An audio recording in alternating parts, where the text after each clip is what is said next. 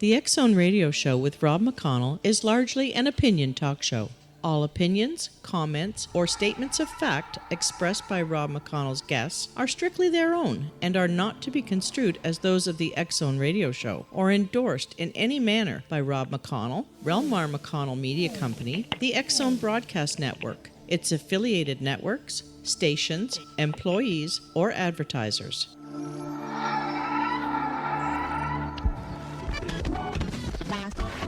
All Hit Radio.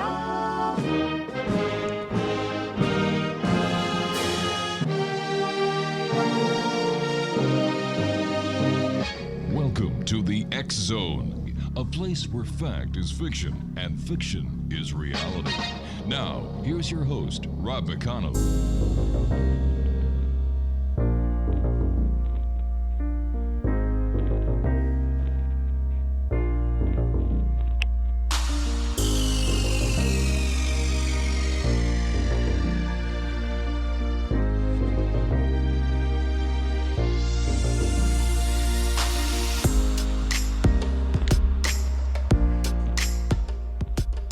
And welcome back to the X Zone, everyone. I am Rob McConnell. We're coming to you from our broadcast center and studios in Hamilton, Ontario, Canada. If you'd like to send us an email, xzone at xzoneradiotv.com, on all social media sites, X-Zone Radio TV.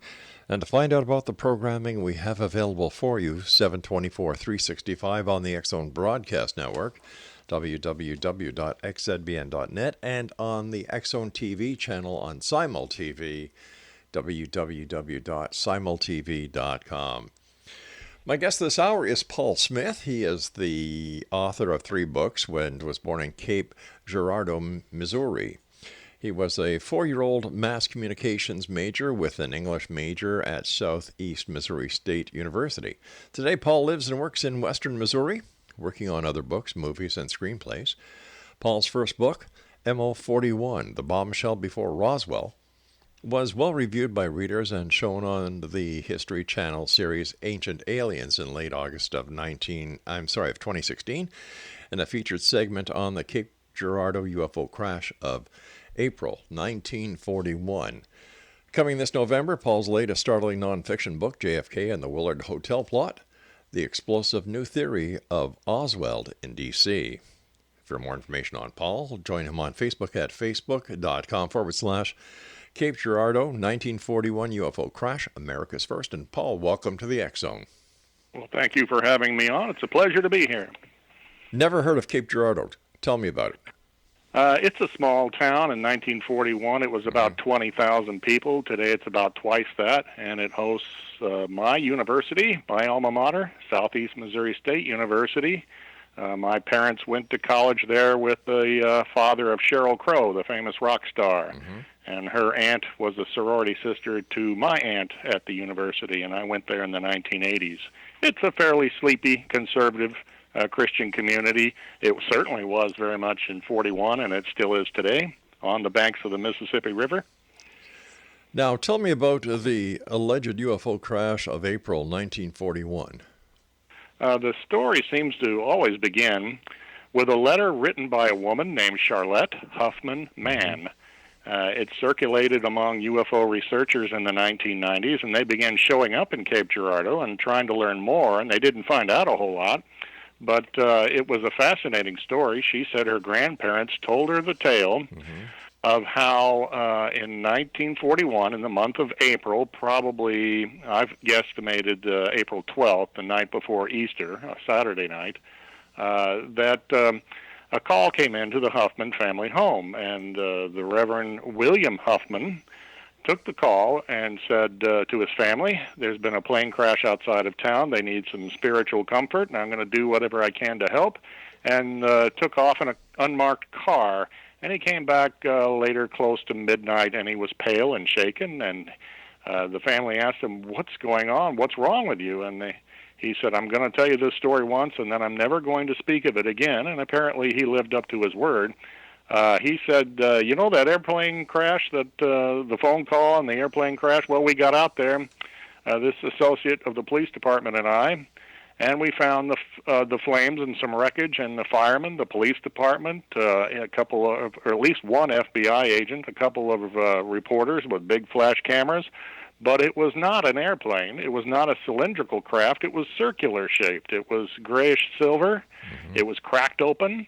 And Reverend Huffman says, I got a peek inside, and there were a couple of small seats and gauges and dials and a silver band around the inside of the cockpit with some strange hieroglyphics he could not make out. And he looked over, and there were 3 casualties, 3 bodies on the ground, and they were all identical. 3 grayish silver creatures, non-human, big round heads, big black eyes, long, thin arms and legs. 2 were dead, and a third one he knelt over to say some prayers with his Bible. It was still breathing. There was still some amount of respiration, and as he was saying his prayers, the creature went limp and apparently died. While he was standing there in shock, 2 men picked up a dead alien and propped him up underneath the arms and spread his long, skinny arms out and posed for a picture from a newsman who whipped out a small Brownie camera from his pocket. And after he took the picture, he stuck the photo or the camera back in his pocket. And then there was a new invasion force that came over the farm field that night. It was the United States Army that showed up and hemmed them in and said, put that down, put the bodies down, the wreckage, any shrapnel. Give me your notes and your photos, your film. This did not happen. You never saw this. It's a matter of national security, and you're never to speak of this matter again. And you might wonder, well, how did the Air Force or the Army get there so quickly? It turns out the sheriff of Cape Girardeau County had a brother in the Air Corps in Sikeston, Missouri, which is about 35, 40 miles south of the crash site. And it was obvious that he had been alerted because it was that crew that apparently showed up that night in some vehicles. And the captain of that aerial training school had come directly from Washington, D.C., and he probably placed a call or two and was told, clamp down on this real fast, get the evidence, and get it over here. So they scooped up all the debris and the bodies, and silenced all the witnesses, asked them, to keep this oath of silence for the rest of your life, and don't let it out. It's important to American security. And then they took off with all the physical remains and the crash, the craft itself. So there wasn't much left anyone could do. They had their photos taken back, and they weren't to talk about it. And the story, in many cases, kind of just slipped away through the years, especially when World War II broke out in December of '41 after the attack on Pearl Harbor. All right, so when did this story first break after the initial crash? I would say that if it happened in April of '41, probably April 12th, it was kept muzzled in most circles until this woman, Charlotte Huffman Mann, put it all down in a letter form and sent it in the early 1990s. Okay. And people started showing up in Cape, and it made a front-page article in the local Southeast Missourian newspaper. And since then, other reporters like Art Bell and Linda Moulton Howe have advertised it on the air. And I began to hear all of this stuff and think, wow, this is my own hometown. I asked my dad, who was alive at the time. He was about 6 years old, and he had not heard of the story. And I was told that Rush Limbaugh, famous Cape Girardean, and he used to be my umpire when I was in the Little League in the park when he was a struggling DJ. He had been asked on the air on his radio show in New York City, Rush, what's up with this UFO crash story from your hometown? And he simply said, there's more to this story than you might think, and he moved on to the next caller. He didn't want to talk about it, but he did not dismiss it as a bunch of kooky, crazy nonsense, get this off the air type of attitude. So Rush's father had been in town in Cape Girardeau as a budding pilot. He took lessons and was a big Air Force pilot in World War II and the Korean conflict. He's a very highly respected veteran, and he was an attorney in town that my father used to know. So I suspect Rush Limbaugh, the broadcaster's father, told him, I've been informed that Rush has been telling a few people, and I don't know this for certain, that he heard the story when he was in high school in the 1960s. My own stepmother said the same thing. She heard the story first in high school in Cape Girardeau in the 1960s, well before this letter came out in the 1990s, and the story began to spread. Go ahead. I find it rather ironic that it parallels the Roswell crash of 1947, and that it first happened in 1941 and nobody heard about it until the 1990s after this lady wrote a letter about it. Now, yeah, somewhat. There's another story about a Cape Girardeau fireman. He came forward to his family when he had stage 4 cancer, and he said, this rumor about this UFO crash outside of town, the whole thing is true. He says, I was there. I was fighting the fire for the Cape Girardeau Fire Department. I saw the bodies. I saw the crash. And I talked to the Army. They came in and they caught me trying to pocket a piece of debris. They took it back, chewed me out, kicked me out of the crash site. And he said he felt later he was being watched around town and that his telephone was tapped, which I found out in a little research that J. Edgar Hoover and the FBI and even President Roosevelt were crazy about wiretaps. They tapped just about everybody they pleased in those days, shouldn't have. But in those days, it was the communists that they were after, not after UFO buffs. Or Nazi spies. All right, stand by. Yeah. We've got to take our break. We'll be back on the other side. X Zone Nation, our guest is Paul Smith. We're talking about the 1941 alleged crash of a UFO in Cape Girardeau, Missouri. My name is Rob McConnell. This is the X Zone. Don't go away.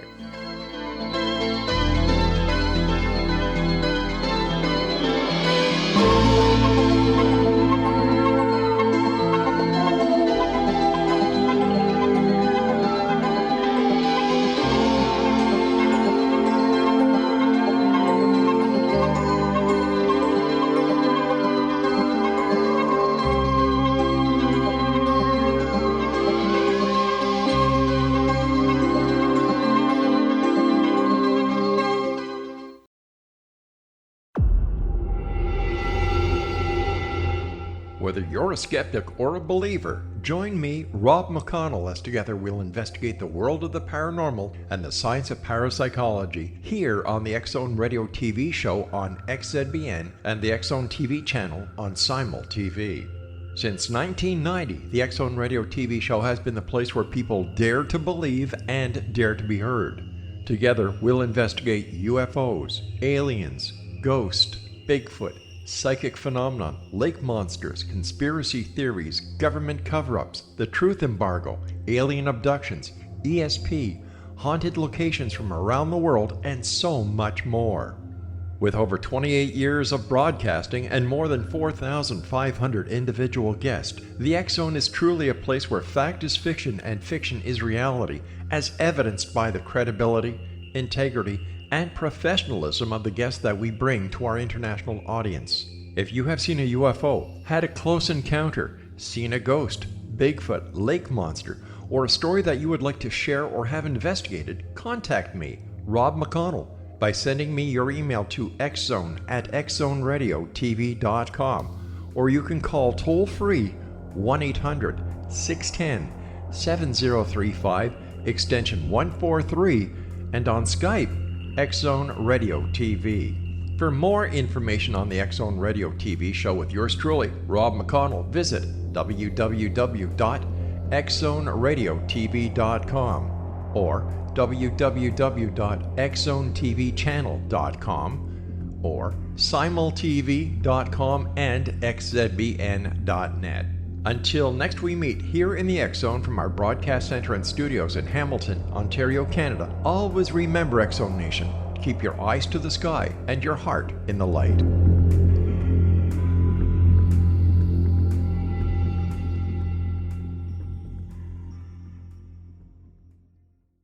You have heard of the X Zone? Now watch it on Simul TV, plus 500 video games, live TV channels, free video on demand, worldwide, and more.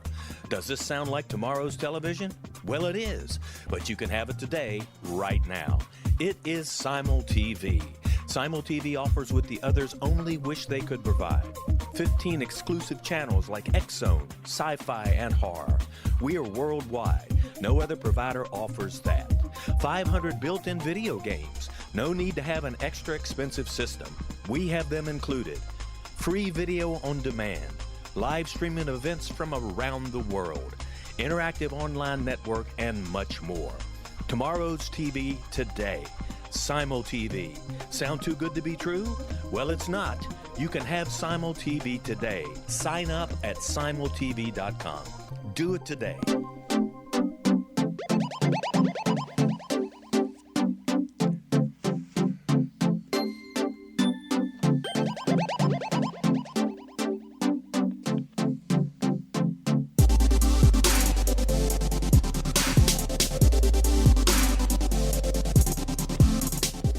Paul Smith is my guest. We're talking about an alleged UFO crash that is purported to have happened in April of 1941 in Cape Girardeau in Missouri. Once again, our guest is Paul Smith. And Paul, what kind of evidence is there to substantiate the claims of the many pertaining to this crash? Yeah, certainly no physical evidence. No one's come up with a piece of debris that they can bring forward. How about photographs? I uncovered was that a man said his grandparents owned the farm where the crash occurred, and he went there and found the farmer who had bought the farm from his grandparents, and the farmer told him that he was trying to dig a cistern on the property, and he dug up this strange twisted metal that had weird symbols and writing on it, and he couldn't make it out, and he couldn't cut it, he couldn't twist it permanently or crease it, and he stored it in his barn. He said the old man wouldn't tell me where he took it eventually, and so that's where the story ends. It's kind of a dead end, but it's a very intriguing clue. Wow. We have people who have I've spoken to who said, "Oh yes, my parents talked about the crash," or my grandmother used to just say matter-of-factly that UFO crash back in '41. One woman told me was that she was a little girl around 10 years old on a farm south of the crash, and said, "Oh yes, I remember the excitement at the time, my parents talking about this little outer spaceship that crashed and that there were little people on board." She said, "We never used the term UFO or ET or even alien. It was just little people, and that's what had the community in a tizzy. But since so many were asked to be silent, not write anything, not talk about it, not take any photos or of the crash site in later years, and it was all hushed effectively, there seems to be no physical evidence or even a newspaper account that can be found of it." Now let me ask you this, Paul. It parallels the Roswell story.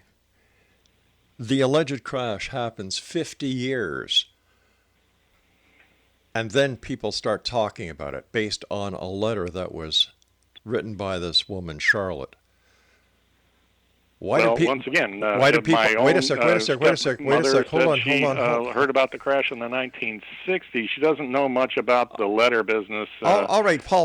Hold on here, please.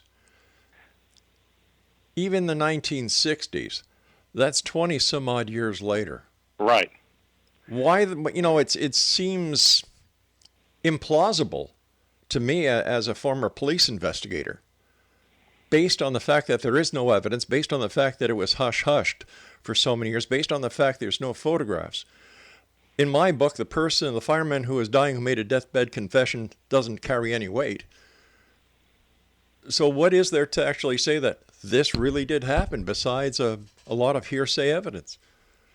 Circumstantial and hearsay evidence. Many a court case is won on circumstantial evidence alone. Well, we're not talking about a court case here. If we had physical evidence, I'm sure the government would step in and snatch it away from you pretty quick. But I tend to agree it's very frustrating. Almost all the witnesses, not only deceased, but their children are deceased. So there's almost no one you can talk to today, or the exact location of the farm. You can't go there either because it hasn't been pinned down precisely. So it is very frustrating. Yeah, it's either frustrating or non-existent. How do we differentiate between the two in this case?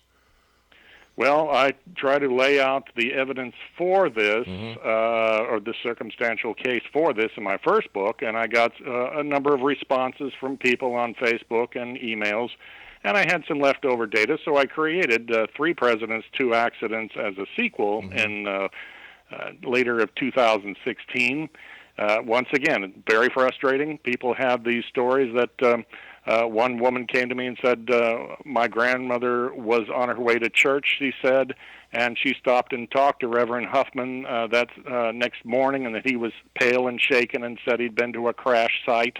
But, once again, anyone could make up a story. Sure. When you take the preponderance of the stories, I believe it is probably something that did happen, but we simply cannot prove it. I agree something may have happened, but whether or not it was a UFO, that's a far stretch based on no evidence. Well, I would encourage folks to read the first book or the second book, which has a summary of the first book in it, and then more information and tales of how I went there and tried to find out more details and talk to some more people. I just wish there had been this photograph that was taken of the dead alien. Charlotte Huffman Mann said the man who took this box photo of the alien brought it to the Huffman family home about 2 weeks after the crash and said, "Here, I want you to have a copy of this. I've got a copy. You take this one." And Reverend Huffman didn't really want it, so he gave it to his son.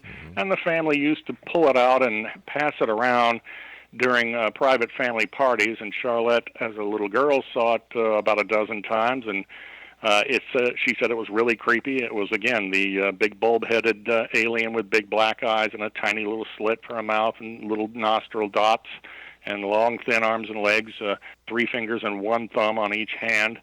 And so a neighbor came over one day, a guy used to be in Army intelligence, and he asked to see the photograph, and he took off with it, and they never saw it again. So we can't even produce that as proof. We just have some amazing stories. But once again, we cannot prove that there was somebody from Army intelligence like there was in the Roswell case who actually came over, took the photo, and ran away with it. That's a great way. That's a great way of saying. What proof do we have that the Roswell crash ever took place? Oh, listen, I don't believe Roswell crash ever took place anyway. You're not. I like proof. I love proof, and as a broadcaster and as a journalist, I believe it's my job to present as much of the facts available to my listeners. And when it comes to Roswell, there's very few facts. In fact, the fact that Jesse Marcel took the evidence to his home and let his wife and son examine it blows that case right out of the water because the chain of evidence was broken. So let's toss Roswell away. However, municipalities, towns, and cities are making a killing in the para-tourism industry. Oh, yes, that's quite correct. So how do They're we know? Capitalizing this in Roswell with museums and T-shirts and parties and such. Yeah. You'll find none of that in Cape Girardeau. Then why the book? People ask all the time, why is there not a book on this? Even I ask the same question. So I put together all the data. One of the pieces of circumstantial evidence are a series of supposedly leaked documents that you can find on Robert Wood and Ryan Wood's website, majesticdocuments.com. One is a 1947 report that mentions the findings in the New Mexico desert were compared to the Missouri crash of 1941 and thought to be genuinely extraterrestrial in nature. And you can read more about that at Mr. Wood's fine site. I put a chapter of document references or seeming references into my book. That's not proof either, because anyone can really rig up a fake document, I suppose, if they wanted to. Exactly. There were 2 references to the 1941 crash within this 47 document, which was supposedly supposed to be for Harry Truman, the president. Why do you think that? Why do people think that the government is as nefarious as covering up all these crashes, and the same people who make the claims that the government is suppressing information are unable to find or provide any evidence to the contrary, that they are, in fact, covering stuff up? It could be a fear that they're afraid of a panic if anyone should find out, and they want to keep this recovery business hushed up so they can examine it before the public finds out and control the story, which they have never released. When I first heard the Charlotte Huffman Mann story, I thought, aha, I gotcha. There was no FBI office in Cape Girardeau in 1941, and in doing my research, I found out, well, what do you know? 1 month before the crash, the FBI opened an office in our post office in town. So an FBI man most likely was there, even if it was an airplane crash, which I don't believe it was. But in Cape Girardeau, we had a very large German contingent who had even their own German church services in the German language back then, and we were very much in a tense situation with Germany. Most Americans thought it was inevitable. We're going to war with Nazi Germany, and they might even attack us. So I can see where the FBI and the Army at the time of the crash would ask everyone to keep this hushed. We might have us an attack here by the Nazis, or information and material that we could utilize in a secret weapon against the Nazis. Who knows? So I can understand more why it was hushed and why they asked people, do not talk about this. The fact that there was no article or mention of this alleged crash in the newspaper, that raises flags. But has anyone gone to the FAA to do an investigation as to see whether or not a crash on that date had actually been reported to the FAA or any other aviation authority? Not to my knowledge, and I tried to look into this a little bit. I'm not sure what kind of records are around. That's the case in so many, hospitals and police stations and such. I went to the Cape Girardeau police station trying to find out what kind of records did someone go out on a call. The fire department records were supposedly lost in transit, although there's a little call sheet for the month of April, and it mentions one night they went out on such and such and came back late. It's not definite proof, but record keeping may have been a little scanty and then lost over the years, so it just makes things even tougher. All right, stand by. We've got to take our news break at the bottom of the hour. X-Zone Nation, Paul Smith is our guest, and Paul and I will be back on the other side of this break as we continue here in the X-Zone from our broadcast center and studios in Hamilton, Ontario, Canada. And we're coming to you around the world tonight on the X-Zone Broadcast Network, Talkstar Radio Network, Mutual Broadcast Network, iHeartRadio, Simul Radio, and Simul TV. I'm Rob McConnell. Don't go away.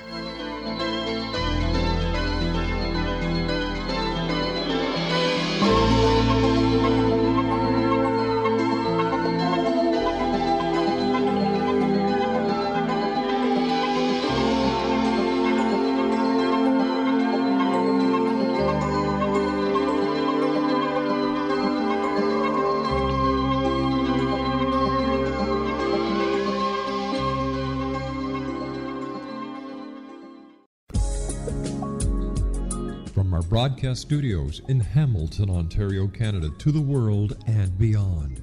You're watching the X-Zone Broadcast Network, www.xzbn.net.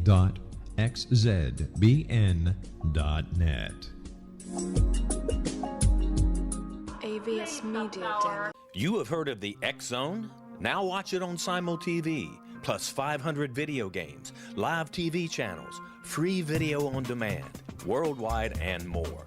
Does this sound like tomorrow's television? Well, it is, but you can have it today, right now. It is Simul TV. Simul TV offers what the others only wish they could provide. 15 exclusive channels like X-Zone, Sci-Fi, and Horror. We are worldwide. No other provider offers that. 500 built-in video games. No need to have an extra expensive system. We have them included. Free video on demand. Live streaming events from around the world, interactive online network, and much more. Tomorrow's TV today. Simul TV. Sound too good to be true? Well, it's not. You can have Simul TV today. Sign up at simultv.com. Do it today.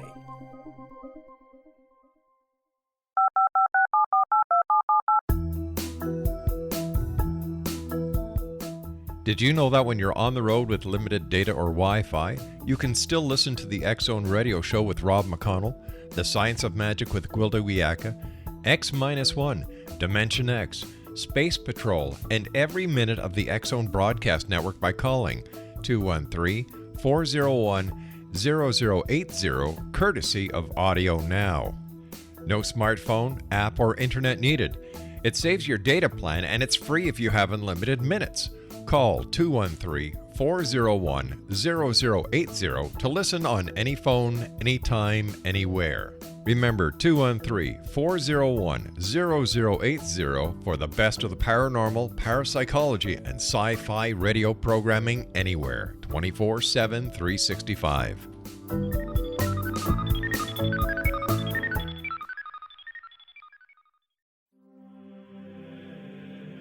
Rob McConnell here, presenting an overview for Nicholas Paul Jennings, author of a fascinating book, Amen. It presents facts revealed by Egyptologists, facts that enable us to understand why Amen is the beginning of creation of God. It provides recommendations for religious leaders of the major religions to unify their beliefs and teach the Word of God. Love one another. Amen informs people how mankind conceived God.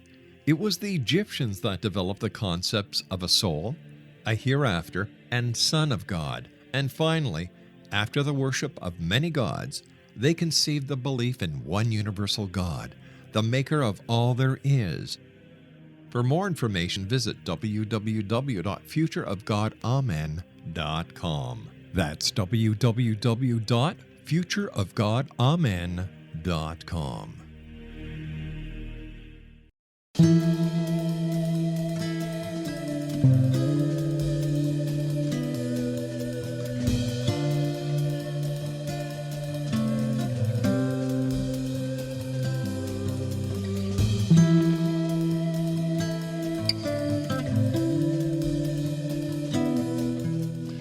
Paul Smith is our guest. And Paul, what do we know about Charlotte Huffman?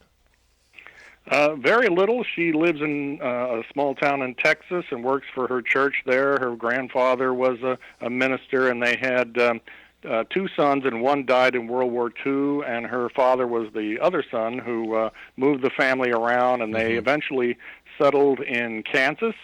And for a while operated a store there. The family pitched in, and that's where allegedly the Army intelligence man came across the street and invited his way into the party and took the photograph away and never returned.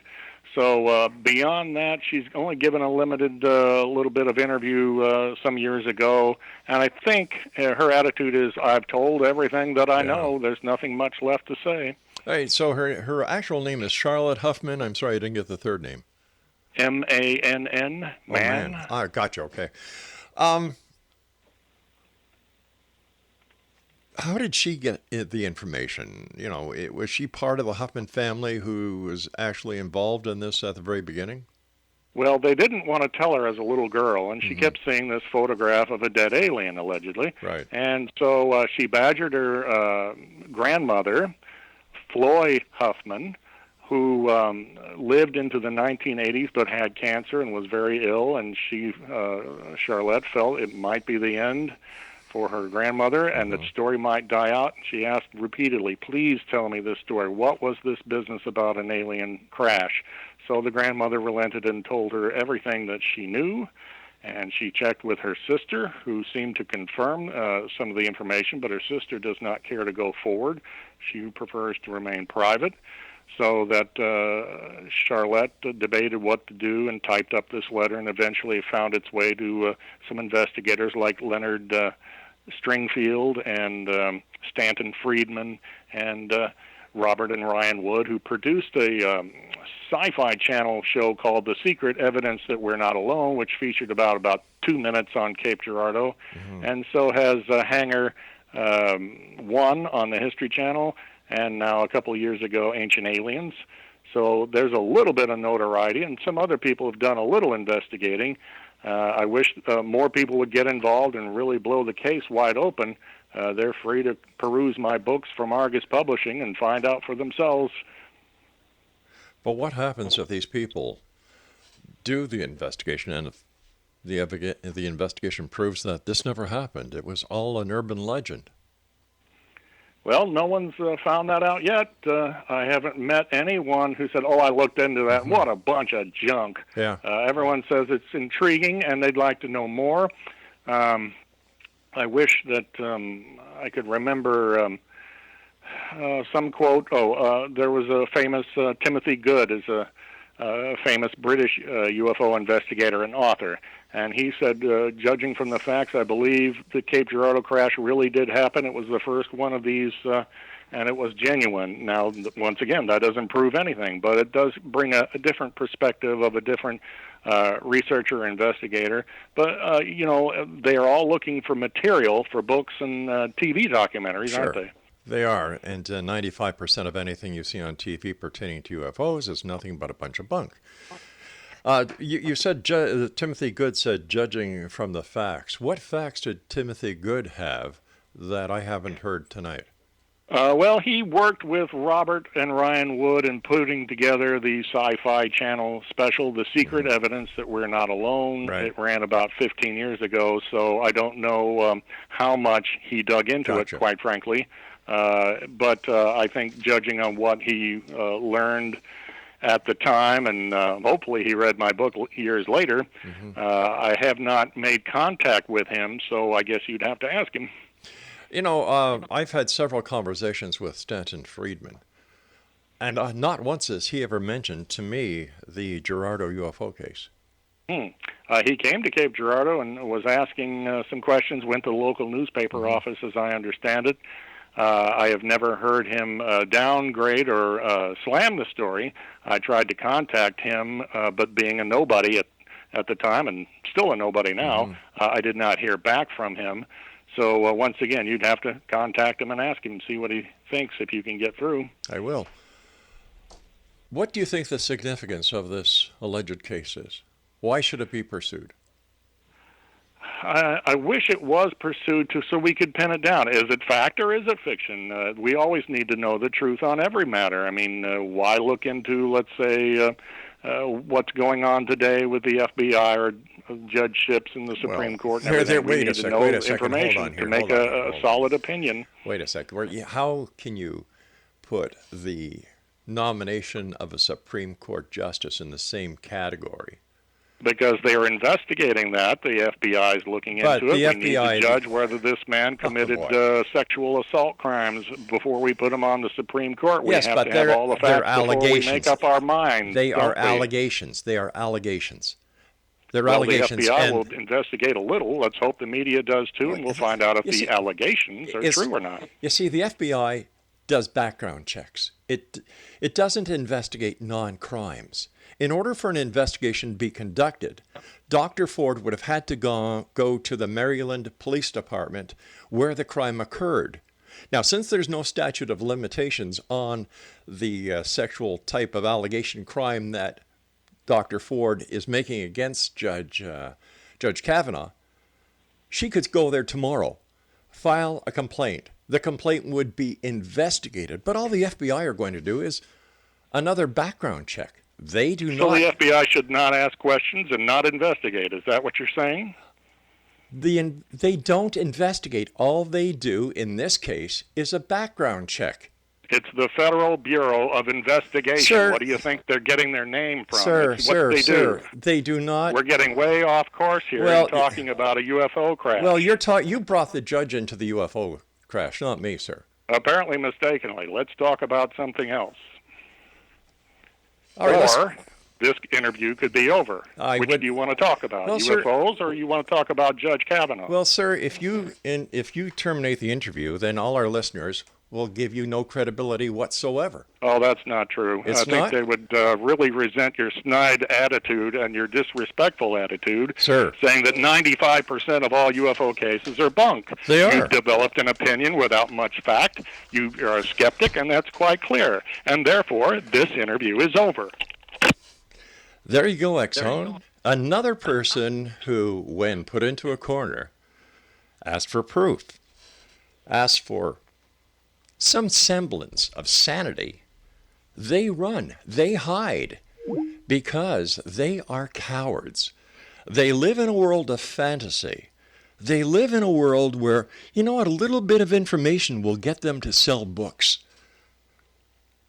Paul Smith is looking for at least 1 second of fame. And as you can see here, he really doesn't understand the world of investigative procedures. Obviously, he doesn't agree with the method in which the nomination of Judge Kavanaugh is going. He doesn't really fathom reality. He's another wishy-washy person who really just wants to get out there, maybe bring fame and fortune to his little town. What can I say? He dropped a lot of names. But when push comes to shove, he cowered, he hung up, just as many UFO people do. They are afraid of the truth. And the truth is, that they have none. They live in a world of fantasy where everything they see is a little gray man from a UFO crash that has no proof because the government has taken it away. And in this case, when we're looking at the story of Mr. Smith, the Army intelligence officer was shown the picture, and he took it and he ran away with it. Isn't that very convenient? Well, just imagine that. The convenience of not being able to provide any proof, but claiming that something happened. We've got a fireman who makes a deathbed confession. Big deal. Anybody can make a deathbed confession. It doesn't mean it's real. You've got... And then I asked him a very simple question. If somebody claims an airplane crashed, what did the authorities say? Did anybody go to the aviation authorities and say, did a plane crash at this place at a certain time and a certain date? No. Why not? This is what happens when you get non-investigative people who really don't know how to investigate or what to look for. Go out, say they've done an investigation, and then they come back with nothing. And then when they are challenged about the facts and the findings, they panic. And rather to continue to make themselves look very stupid and foolish, what do? They hang up. There you go. Another one bites the dust here on the X Zone. And you know what? They're a dime a dozen. They're a dime a dozen. You know, he mentioned Art Bell. Big deal. I love art, but he was a sensationalist. He mentioned Linda Moulton Howe, another sensationalist. He mentioned Ancient Aliens. Now, there's a bunch of wackos. The truth. That's what I want. I want the truth. I want evidence. And if you can't provide me with that, be honest and say you can't. But don't try and BS me, because you know what? It will not work. I'll be back on the other side of this break. Don't go away.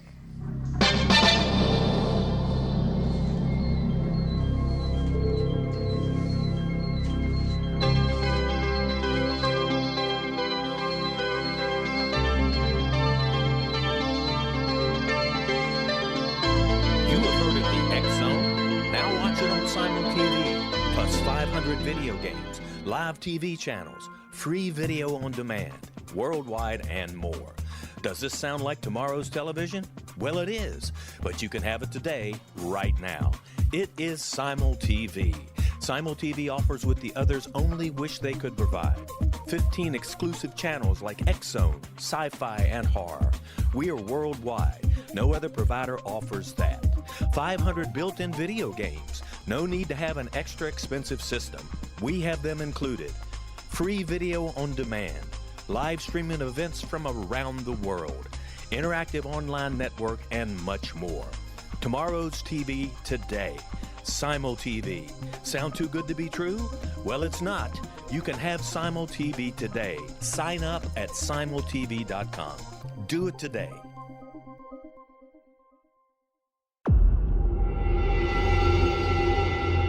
Whether you're a skeptic or a believer, join me, Rob McConnell, as together we'll investigate the world of the paranormal and the science of parapsychology here on the X-Zone Radio TV show on XZBN and the X-Zone TV channel on Simul TV. Since 1990, the X-Zone Radio TV show has been the place where people dare to believe and dare to be heard.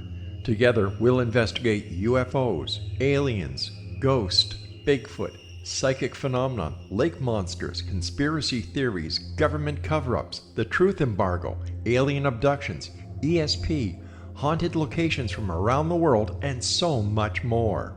With over 28 years of broadcasting and more than 4,500 individual guests, the X-Zone is truly a place where fact is fiction and fiction is reality, as evidenced by the credibility, integrity, and professionalism of the guests that we bring to our international audience. If you have seen a UFO, had a close encounter, seen a ghost, Bigfoot, lake monster, or a story that you would like to share or have investigated, contact me, Rob McConnell, by sending me your email to xzone@xzoneradiotv.com, or you can call toll-free 1-800-610-7035, extension 143, and on Skype, X-Zone Radio TV.